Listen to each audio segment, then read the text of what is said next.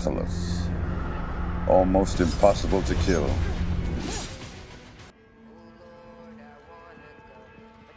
Halo guys, apa kabar kalian semuanya? Balik lagi nih sama Mimin. Dan kali ini kita mau ngebahas alur cerita film Monster Hunter. Film ini diangkat dari sebuah game produksi Capcom dengan judul yang sama, yaitu Monster Hunter. Tapi film karya Paul Anderson ini memiliki cerita yang berbeda dengan gamenya. Dibintangin sama Mila Jovovich, Tony Jaa, dan Ron Perlman, film ini menceritakan tentang seorang tentara Amerika yang gak sengaja melalui sebuah portal dan masuk ke dunia yang berbeda, di mana banyak monster yang menakutkan hidup di sana. Bagaimana perjalanannya menaklukkan monster-monster itu? Mending kita langsung simak aja ceritanya, guys.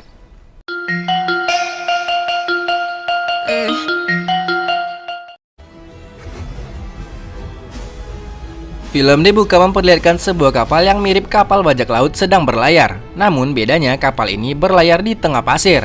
Layaknya gurun pasir adalah sebuah lautan. Tapi memang begitu realita di dunia ini, guys. Di kapal ini ada beberapa orang yang termasuk pria pimpinan kapal yang terkenal sebagai The Admiral. Di sana juga ada seorang pria yang sedang sibuk sendiri. Kita sebut aja namanya Tony.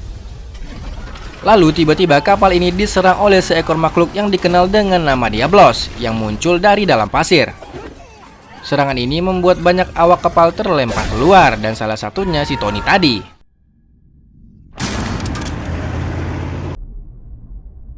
Scene berpindah kepada satu pasukan tentara Amerika yang tergabung dalam operasi keamanan PBB. Pimpinan pasukan ini bernama Artemis. Artemis dan pasukannya sedang melakukan misi pencarian terhadap tim Bravo yang sebelumnya hilang tanpa kabar berita. Di lokasi ini, tim Bravo terakhir kali berkomunikasi dengan mereka sebelum akhirnya menghilang. Dalam pencarian mereka ini, seorang tentara memberitahu kalau ada bebatuan di sekitar mereka. Namun batu-batu ini tersusun sejajar dan berukirkan tulisan kuno. Mereka pun sampai di lokasi yang dituju. Artemis bertemu salah satu anak buahnya yang bernama Lynx. Lynx menjelaskan kalau dia menemukan jejak mobil tim Bravo. Namun anehnya jejak tersebut hilang begitu saja. Tak lama berselang mereka dikejutkan dengan kedatangan badai pasir yang sangat besar yang bergerak ke arah mereka. Saat itu juga mereka pun kembali dan menjauh dari badai pasir tersebut.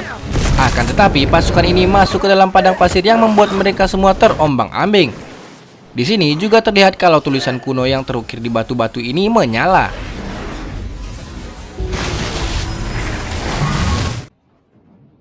Badai pasir pun akhirnya berhenti. Saat ini mereka berada di antah berantah dan anehnya tempat ini diselimuti oleh padang pasir dan sangat berbeda jauh dengan tempat mereka sebelumnya. Seorang prajurit yang bernama Boy pun ditugaskan untuk memantau keadaan sekitar. Anehnya lagi, semua alat elektronik dan komunikasi mereka seperti radio, GPS, kompas, magic jar, kulkas tidak ada satupun yang berfungsi. Boy kemudian melaporkan kalau dia melihat sesuatu yang aneh.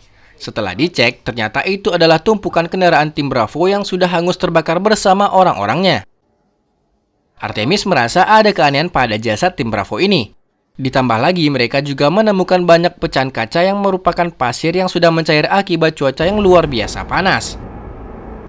Mereka pun kembali melanjutkan perjalanan. Para pasukan ini pun bertanya-tanya di mana mereka sebenarnya. Tapi sebagai kapten yang pemberani dan rajin menabung, Artemis tetap menyemangati anak buahnya. Lalu dari kejauhan terlihat seseorang yang sedang mengamati Artemis dan pasukannya. Orang ini ternyata si Tony. Tiba-tiba Artemis dan pasukannya berhenti karena melihat tulang belulang yang ukurannya sangat besar. Tony kemudian menembak tulang belulang tempat Artemis berada.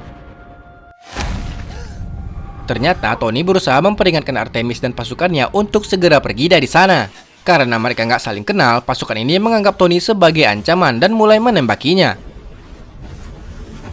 Namun tiba-tiba dari belakang mereka muncul sosok makhluk yang bergerak mengejar mereka dari dalam pasir.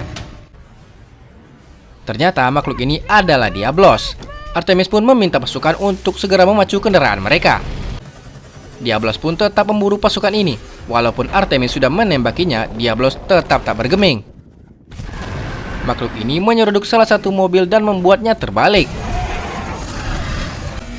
Sesaat sebelum mereka menembakkan RPG, Diablos pun menghantam mereka semua.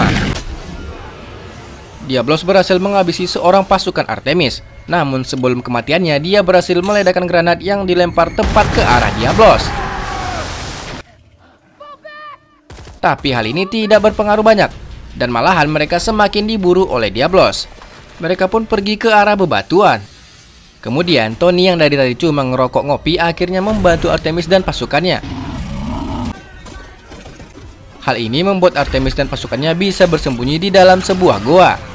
Karena badan yang terlalu besar dan kurang diet, Diablos pun akhirnya pergi meninggalkan mereka semua. Hari pun semakin gelap, semua pasukan mulai dilanda kepanikan. Tapi Artemis tetap menyemangati dan memberi pasukannya motivasi. Saat sedang memberikan motivasi ke pasukannya, tiba-tiba seekor makhluk yang mirip dengan laba-laba datang dan menusuknya. Makhluk ini bernama Nerskila dan hanya keluar pada malam hari seperti Batman. Pasukan ini pun berhasil mengusir Nerskila, namun mereka menyadari kalau Artemis sudah tidak bernafas lagi. Namun tiba-tiba Nerskila tadi muncul lagi dengan membawa keluarga dan sanak saudaranya. Lynx akhirnya mengambil alih komando dan memerintah mereka semua untuk segera pergi dari sana. Karena kalah jumlah, pasukan ini pun dibantai satu persatu. Kemudian Artemis pun tersadar. Dia melihat pasukannya sudah tidak ada lagi di sana. Sialnya, si laba-laba Batman muncul lagi. Artemis pun berhasil tertangkap dan dibuat menjadi kepompong. Selang beberapa waktu, Artemis pun tersadar dan berhasil keluar dari balutan jaring laba-laba yang membungkusnya. Dia lalu menemukan beberapa pasukannya yang sudah mati. Kemudian Artemis mengambil beberapa peralatan yang berguna. Artemis kemudian mencoba mencari jalan keluar dari dalam sana. Di tengah perjalanan, dia bertemu dengan Lynx yang ternyata masih hidup, namun dalam kondisi yang nggak baik-baik aja akibat terkena racun Nerskila. Lalu tiba-tiba keluar Nerskila versi mini dari dalam tubuhnya akibat racun yang ditanam laba-laba Batman itu. Seekor Nerskila pun muncul di hadapan mereka yang langsung menghabisi Lynx. Dengan menggunakan flare dan tabung oksigen, Artemis berhasil membakar dan mengusir Nerskila tersebut.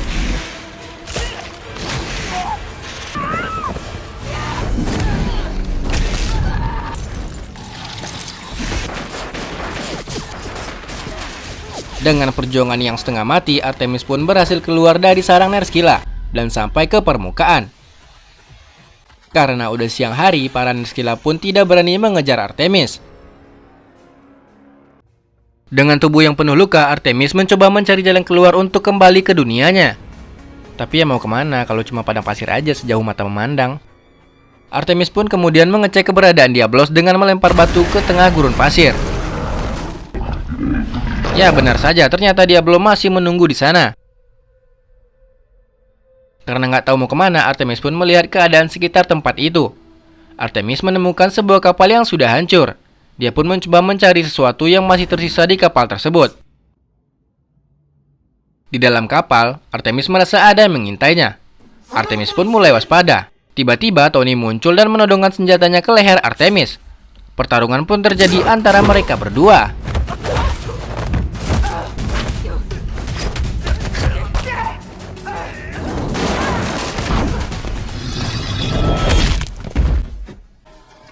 Artemis pun harus kalah di pertarungan kali ini.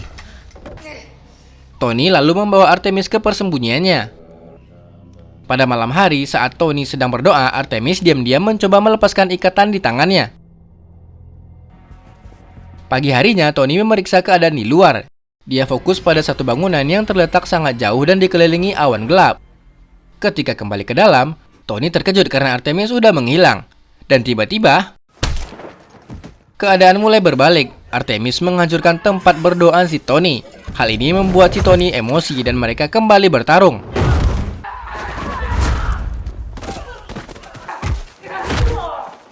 Mereka pun bertarung sampai keluar tempat persembunyian dan membuat Tony terpental hingga masuk ke dalam lubang sarang Nerskila. Namun Artemis pun datang dan segera menolong si Tony. Keadaan pun mulai sedikit tenang. Mereka pun mencoba untuk memahami satu sama lain. Karena mereka dari dunia yang berbeda, tentu saja mereka sulit untuk mengerti bahasa masing-masing. Artemis pun memberitahu kalau dia bukanlah musuh. Dia lalu memberi si Tony coklat yang dibawanya. Tony langsung melahap habis coklat pemberian Artemis. Menyadari Artemis adalah orang yang baik, Tony pun memberikan air yang dibawanya kepada Artemis.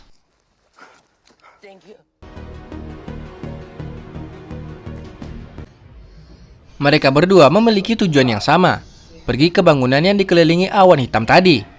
Artemis tahu di sanalah tempat yang mungkin bisa membawanya pulang, sedangkan Tony yakin kalau rekan-rekan seperkapalannya ada di bangunan tersebut.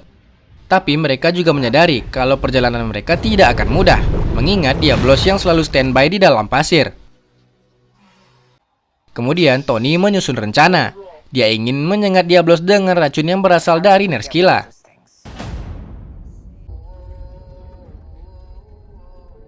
Artemis pun mau tidak mau menjadi umpan untuk memancing Nerskila.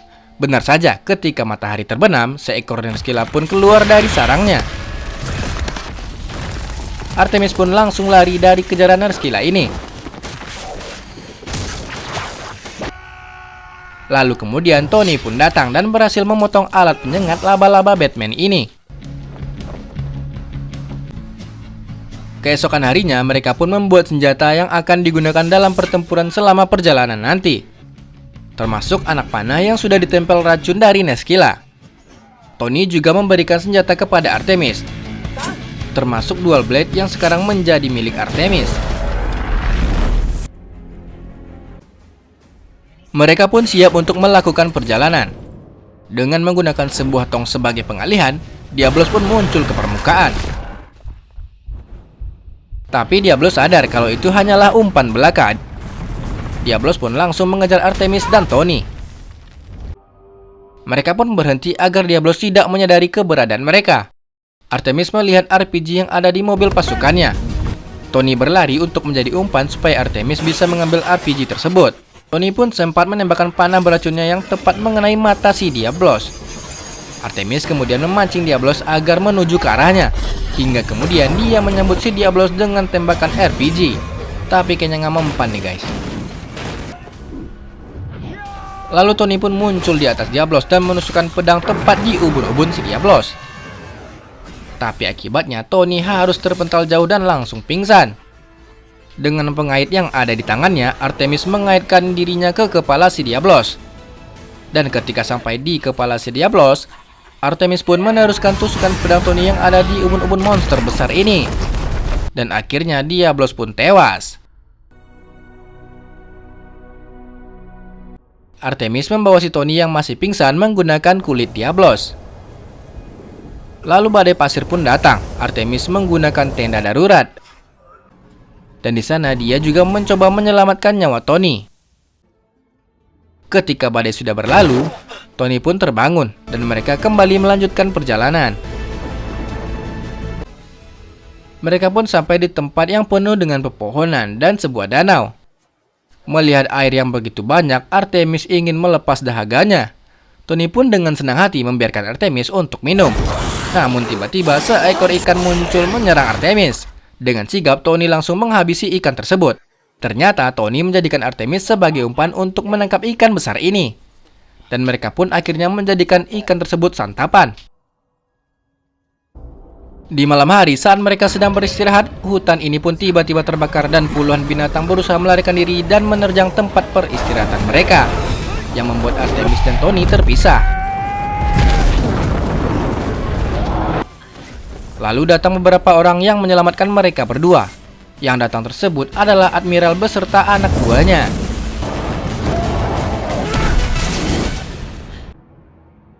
Saat keadaan sudah tenang, Artemis mencoba untuk berterima kasih dengan gesturnya. Tapi si Admiral tiba-tiba memukul Artemis yang membuatnya pingsan. Artemis pun dijadikan tawanan oleh pasukan Admiral karena mereka nggak tahu siapa Artemis sebenarnya. Setelah mengetahui Artemis adalah teman Tony, dia pun membebaskan Artemis. Admiral ini ternyata bisa berbahasa Inggris karena Artemis bukanlah orang pertama yang datang dari dunia lain. Itulah yang membuat Admiral bisa berkomunikasi dengan bahasa Inggris seperti Artemis. Admiral menjelaskan bagaimana Artemis bisa sampai di dunia satu ini. Hal ini dikarenakan oleh sebuah tempat yang disebut Menara Langit yang ada di puncak gunung, yang mana menara ini dulunya digunakan untuk keluar masuk dunia lain. Admiral tidak ingin portal tersebut digunakan untuk hal-hal yang buruk, jadi dia mempunyai misi untuk menghancurkan menara tersebut. Namun menara tersebut dijaga oleh seekor naga yang bernama Rathalos. Hampir menjadi hal yang mustahil untuk membunuh Rathalos. Namun Rathalos juga punya kelemahan, yaitu menyerangnya sesaat sebelum dia menyemburkan apinya. Artemis pun setuju untuk bekerja sama dengan Admiral. Pagi harinya, mereka pun melakukan perjalanan menaiki gunung menuju menara. Setelah perjalanan panjang, mereka pun sampai di menara. Namun, baru saja memasuki area menara, Rathalos muncul dan menyerang mereka.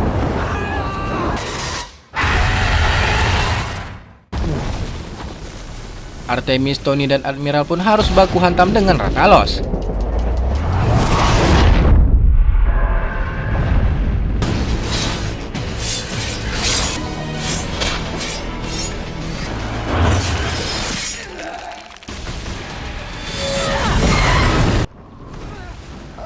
Di tengah pertempuran, Artemis pun tersudut dan jatuh ke sebuah jurang dan masuk ke dalam sebuah pusaran badai. Ternyata pusaran ini membawa Artemis kembali ke dunianya. Tak lama kemudian, tim penyelamat pun datang dan segera membawa Artemis yang setengah sadar ini. Ternyata si Rathalos juga ikut-ikutan masuk ke dunia ini dan langsung menyerang pesawat yang membawa Artemis. Pasukan pun segera menembaki Rathalos, namun para pasukan ini cuma bagaikan Lego di tangan Rathalos dan menghabisi semuanya.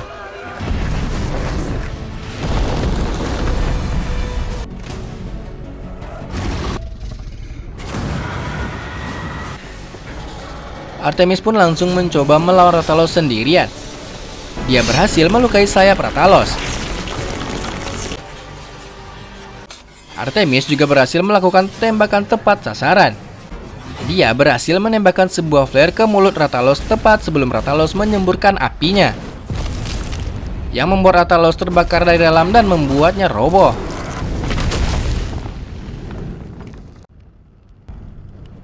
Tapi ternyata bos terakhir ini sangat kuat. Dia kembali bangun dan siap untuk menyerang.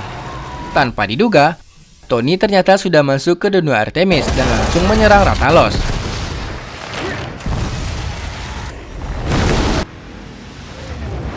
Rathalos yang memang sudah melemah karena serangan telak Artemis sebelumnya harus mengakui kekalahan setelah serangan bertubi-tubi dari Tony. Tony pun tidak sendirian. Sang Admiral juga datang ke sana dan dia memberikan pedang untuk Artemis. Admiral ingin menyelesaikan misi menghancurkan menara. Badai pun kembali bergejolak disusul kedatangan seekor makhluk baru yang bernama Gormagala. Dan mereka bertiga pun menyerang makhluk tersebut.